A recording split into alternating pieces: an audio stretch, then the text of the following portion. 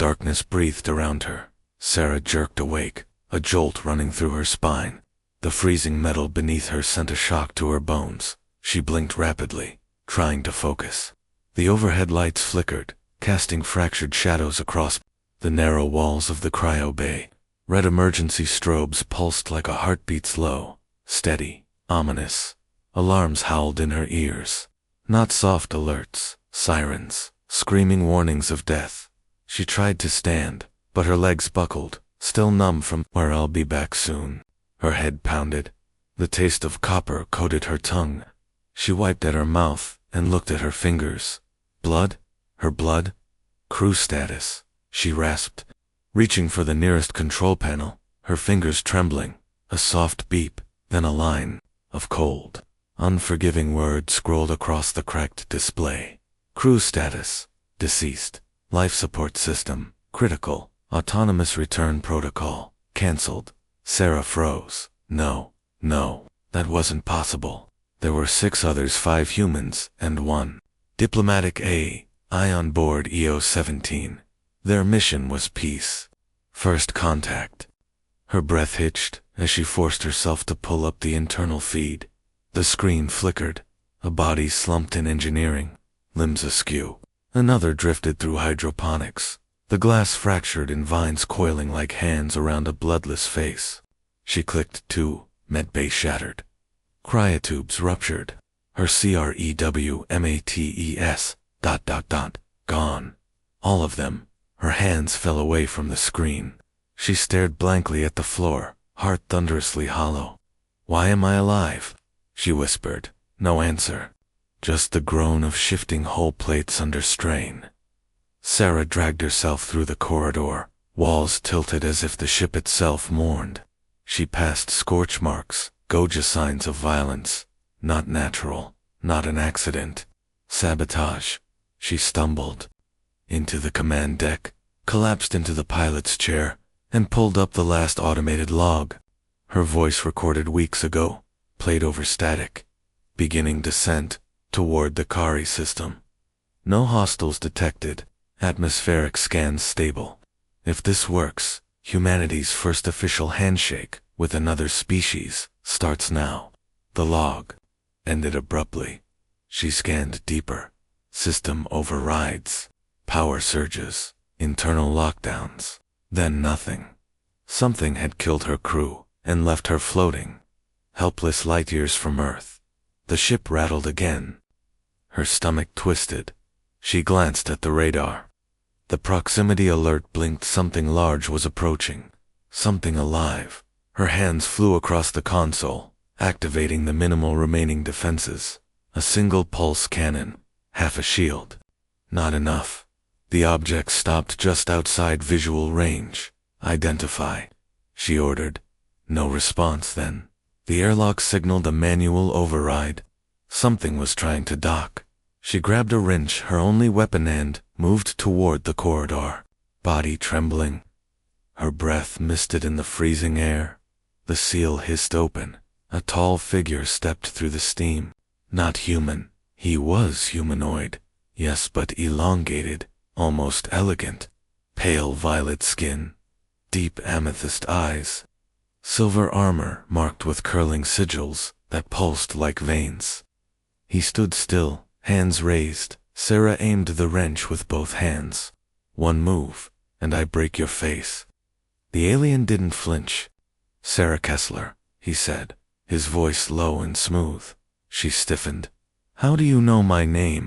"I was sent by those who destroyed this ship," he said without blinking. She gritted her teeth. "So you're here to finish the job?" "No," he said. "I came to save you." Silence stretched between them. Her heart pounded in her ears. He took one slow step forward.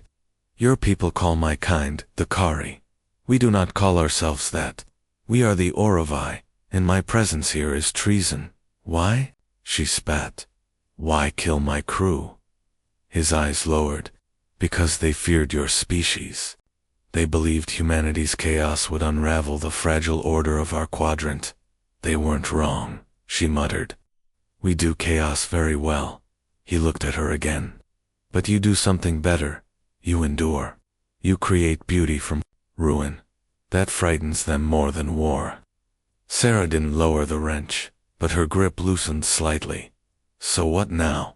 You defected. I broke from the high consensus, he said, a flicker of pain in his voice. I watched you lead your crew. I watched you dream. I couldn't let your light be extinguished. Sarah stepped back, shaking her head. You expect me to believe you, after all this? No, he said, but I will earn your trust, or die trying. She stared at him, heartbeat echoing in her chest, outside the ship. The stars drifted slowly, silent witnesses to the impossible, alone in deep space. She wasn't alone anymore, and that might be even more dangerous. Sarah didn't trust him. She stood on the edge of engineering, wrench still clenched tight in her hand.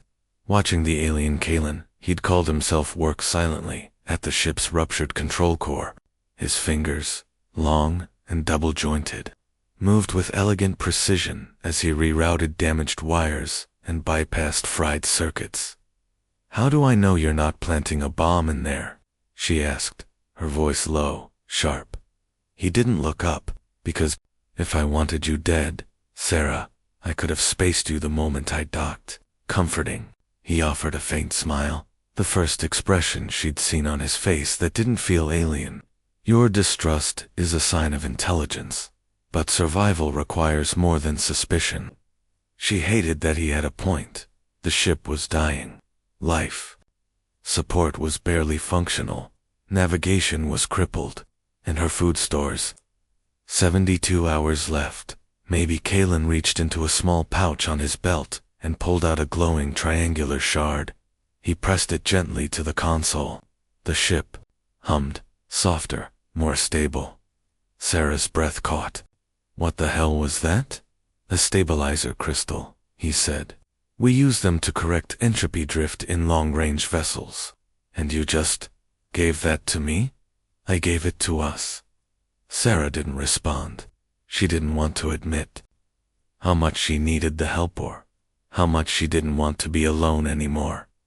She paced back toward the bridge, still watching him from the corner of her eye. So let's say I believe you. You rebelled against your own people. You came here alone. Why? He followed her slowly, calmly. Because I saw something I couldn't unsee. What? You? She froze mid-step.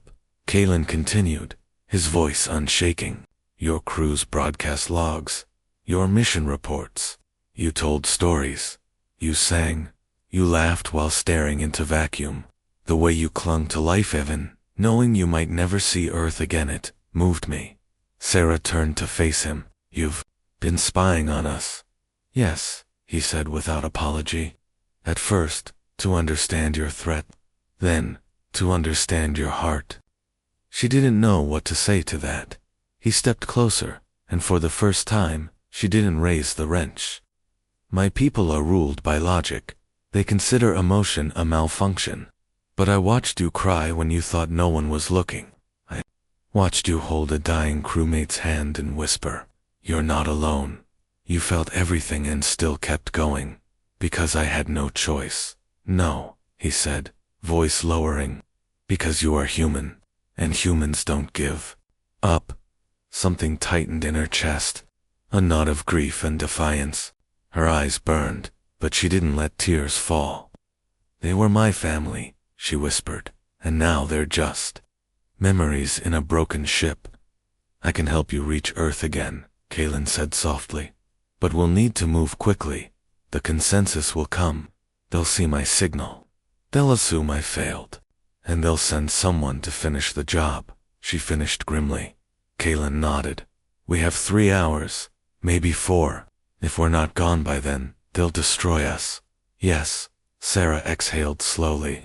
The air tasted like old copper and recycled plastic. She looked at the stars through the fractured viewport, cold, endless, watching. I don't know if I can trust you, she said again. Then don't, he replied. Just survive with me. That's enough. She hesitated. Then finally, she let the wrench drop to her side. Let's get to work. They moved in unison, Now Kalan explaining ship systems, Sarah patching controls. Despite their differences, they worked like instinct. She watched how he adapted to her tools, how he adjusted to her rhythm, and for the first time since waking up, Sarah felt the edge of hope press against the darkness. Halfway through the repairs, Kalan paused.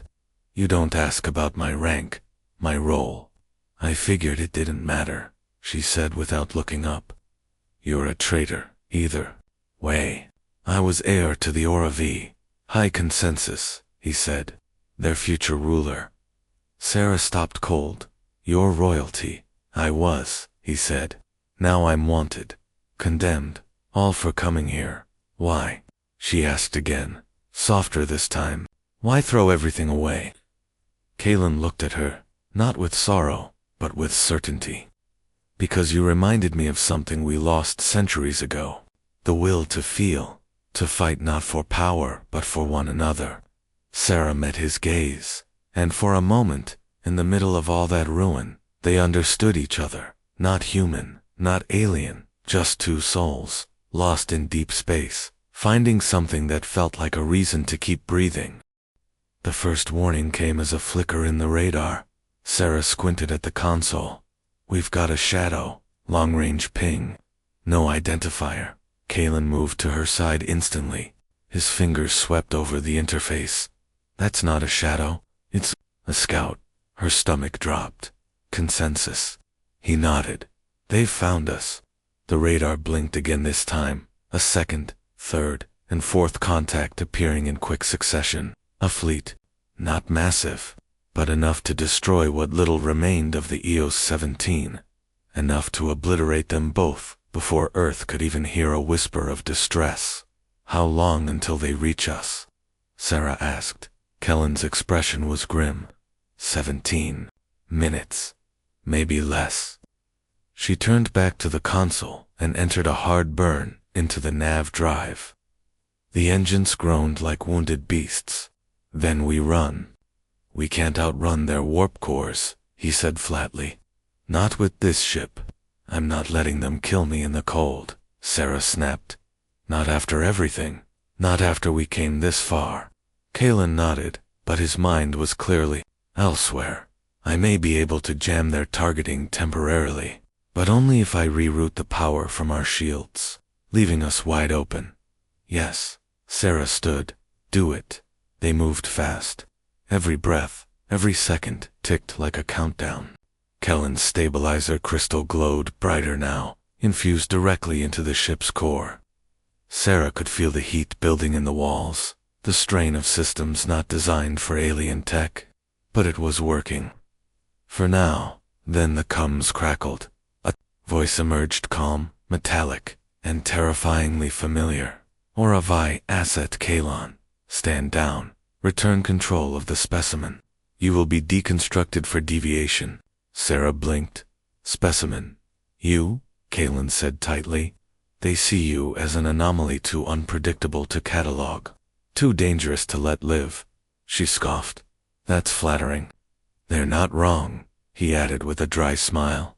Outside, space shimmered with approaching ships. Sleek black holes slid into position, surrounding the EO 17 like wolves around a dying deer. Sarah switched to external cams. The sight froze her heart. They weren't just here to stop them. They were preparing for annihilation, I thought. You said we had ours, she said. Kalan frowned. I did. But they came through a fracture. They broke their own time laws to get here this fast, just to erase me. He looked at her. To erase the idea of you. The silence between them now was heavier than the vacuum outside. Then we fight, Sarah said. You realize what that means? Yeah, she muttered. Certain death. Kellen's gaze didn't waver. Then I stand with you. She gripped his forearm. You're insane. I learned from the best. The ship rocked suddenly. An energy blast scraped their hull, tearing through one of the rear stabilizers. Flames roared through the maintenance shaft. Seal Deck 6, Sarah yelled, fingers flying over controls. Kalan activated countermeasures, launching their last batch of chaff. Shields are gone. Hull integrity down 21%. Another shot hit them broadside. Warning klaxons howled. Sarah slammed the control panel. Earth's too far. We can't get a message out. We may not need to. She turned to him. What are you thinking? Kalen stared into the heart of the storm outside, violet eyes burning. They think this ship is dead, but it still has one weapon left. What weapon? He turned to her, expression unreadable. Me. Before she could protest, Kalen tapped his wrist. A sliver of light unfurled around his body armor, materializing from embedded nanites. His form shimmered, bulked, powered by energy she didn't recognize. Wait, what are you doing? If I launch from the exterior dock, I can draw their attention away from the ship. They'll kill you. I know. No, she shouted. You think I've come this far to watch another teammate die? Screw that. He hesitated. There's another way, she said. We do this together. He met her eyes, uncertain, but in her voice, he heard something unstoppable. Hope. The ship groaned again. A rupture in the cargo hold, Calen, grabbed her hand. Then we die on our feet. No, she said, fire rising in her chest. We live, and we make them regret ever coming after humanity. With a shared nod, they rerouted core energy into the auxiliary engines. The ship shuddered, heat radiating through the walls. Sarah dropped into the pilot's chair. Kalen beside her in the gunnery seat. The fleet outside surged forward, closing in. Let's show them what a dead ship can do. Sarah growled. The EO-17 leaped forward, engines roaring like ancient beasts. Behind them, death followed. But for the first time since she woke up in deep space, Sarah wasn't afraid. The EO-17 tore through space, fire trailing in her wake. Sarah's fingers clutched the controls, sweat beading on her brow. The hull groaned, with every twist and roll as she wove through laser fire, like a thread through the eye of a needle. Behind her, Kalen shouted readings, recalibrating systems on the fly, his hands moving faster than thought. They've adapted to our countermeasures, he warned. They're locking in. We're not dying in here, she snapped, jerking the ship into a spiral. One of the Oravi blasts glanced off their flank, shearing away another layer of armor. Debris tumbled into the void. Kalen didn't flinch. They're communicating, broadcasting to each other. What are they saying? He hesitated. They've ordered a full purification protocol. Sarah's stomach twisted. What the hell does that mean? They're going to vaporize this entire sector, race everything, the planet below. The stars around us, you, me, all because of me. No, he said gently, because of us. Another explosion rattled the rear engine. Kalen stumbled but caught himself. He locked eyes with her. We can't outrun that kind of cleansing fire. Then give me options, she snapped. He turned back to the console, working rapidly. There's one. The Oravi ships run on bonded neural cores each. One synced to the fleet's heart. If I link myself to their command array, I might be able to override the protocol, long enough to get you out. No. She was on her feet in an instant. You do not get to play hero. I'm not playing anything, he said calmly. I was born for this. I'm the key they locked this system with. Now I'll be the key that unlocks it. You told me we were in this together. Kellen's voice softened. We still are, but I can buy you time, a window, a choice. Sarah stepped toward him. If you do this, you die. He smiled, but it didn't reach his eyes. Then I die for something real. No, she whispered. Her throat tightened. Not again. I watched too many people die on this ship. I can't lose you too. Kalen raised his hand, touching her cheek. You saved me from a life without feeling, without choice. This, he looked around the ruined bridge. This is the most alive I've ever been. Her breath hitched. There has to be another way. There isn't. I won't let you go, she whispered. He leaned closer. Then help me do this right. Tears slipped down her cheeks, unnoticed.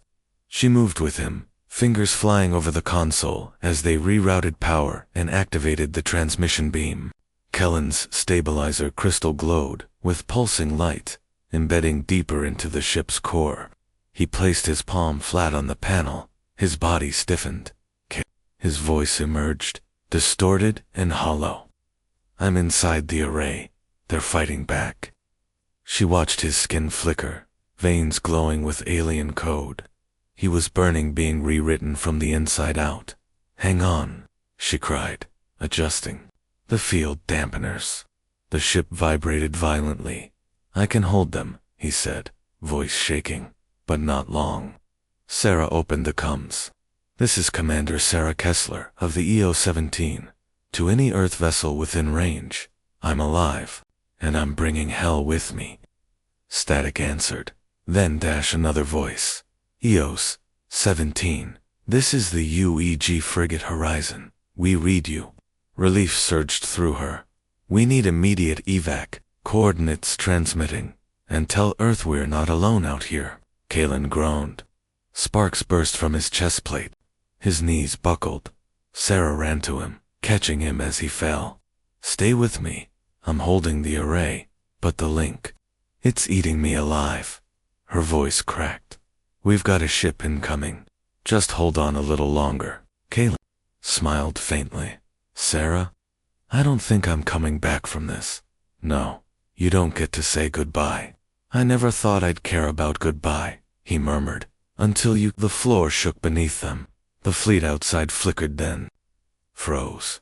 For a moment, the Aura V ships were still. No fire, no movement, just silence. Kalen had done it. He stopped the cleansing fire. The Horizon's engines screamed into view, swooping toward them. Sarah triggered the emergency dock. They're here. We're getting out. She tried to lift Kalen, but he groaned again, weaker now. His body glowed, phasing slightly. I'm losing cohesion, he whispered. I'm becoming the signal. No, she whispered, voice cracking. Kalen, stay. He looked into her eyes, and for one last moment, he was fully ethereal, solid, and completely human. Thank you, he said softly. Then, in a burst of light, he was gone but not erased. The fleet disarmed, the sector quieted, and Sarah collapsed against the console, her heart breaking even as Earth's light returned to the sky. The EO-17 was barely a ship anymore, just a scorched skeleton of steel, floating in a silent graveyard of stars. But Sarah stayed at the controls, blood dried on her cheek, staring blankly into the vastness that had swallowed Kalen whole. He was gone, not vaporized, not dead in the way humans understood it, but absorbed, merged with the Aura V neural web to halt the purification. His presence had unraveled their command system, like a virus made of compassion, and he had done it for her, for humanity. The Horizon frigate docked with a hiss of pressurized air. Earth's colors gleamed on its hull, white and cobalt blue, bright and defiant. Soldiers and medics rushed aboard, their boots hammering the floor. Commander Kessler, a voice called. We've got you. She didn't respond at first. Her eyes drifted to the last flicker of Kellen's stabilizer crystal, still embedded in the main console. Its glow was dim now, pulsing weakly like a heartbeat buried deep in metal. Ma'am, a young lieutenant said softly, touching her arm. Please, let us take you home. She nodded, numb. They helped her to her feet, but before she crossed the threshold, she reached out and plucked the shard from the console. The second her fingers closed around it, a faint warmth pulsed through her palm. He was still in there. Some part of him. Earth welcomed her back like a ghost. Media hailed her as the lone survivor of EO-17. The fleet commander gave her a medal. The council tried to offer her a cushy advisory role in the Space Relations Directorate. She turned it all down. For a month, she didn't leave the orbital base. She spent hours staring out the viewing window, watching the stars shift and turn, waiting, hoping, and then it came. A tremor in the quantum comms relay. Not a signal, a presence. The stabilizer crystal on her desk began to pulse again. She snapped upright, hands trembling as she activated the interface. Words appeared on the screen. Sarah, she gasped. Still here, still me, fragmented, but remembering. Tears blurred her vision. Are you in pain? She typed quickly. There was a pause. Not pain, expansion. I am not one voice anymore. But yours is the one I follow. Her breath caught. Kalen, the message continued. They've seen what we did. The Oravi are fracturing. Some demand war. Others want to know you. She read it again and again, her heart thudding. A knock on her door interrupted. The commander entered. We received a diplomatic ping from Oravi's space. They're requesting dialogue. Sarah stood slowly. They're sending envoys. The commander nodded. No ships. Just a signal. They want you to respond first. Sarah turned back to the console. Kellen's light pulsed steadily. Together, she typed. The response was immediate. Always. A year passed. Then two.